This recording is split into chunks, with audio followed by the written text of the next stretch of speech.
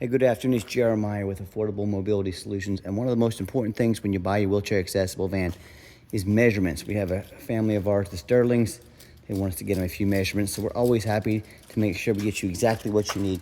Looks like this Sienna, Mr. and Mrs. Sterling, it's got about 4.5 inches clearance. And these things are low to the ground. So yes, you do have to be careful. There's a walk around on the van. They also wanted to get a good view of the any scratches or dents on the van, so I'm more than happy to make a quick walk around video, even more detailed than our regular video for somebody, because from start to finish I want you to know exactly what you're getting. I don't want there to be any surprises. See a little kind of fading right there.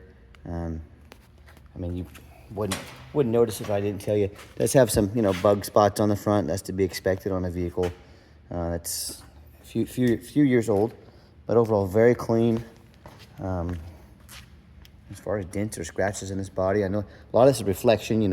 These black vehicles, when they're clean, they are beautiful. They do reflect everything. This little mark right there, maybe some touch-up paint someone had put on there. So no, it's not a perfect van, but I mean, as far as dents and scratches, this body is immaculate. The people we bought it from told me they took it on trade from a family that had kept it garaged all its life, and it looks like it. So it's very clean. I'm not seeing any dents on this thing.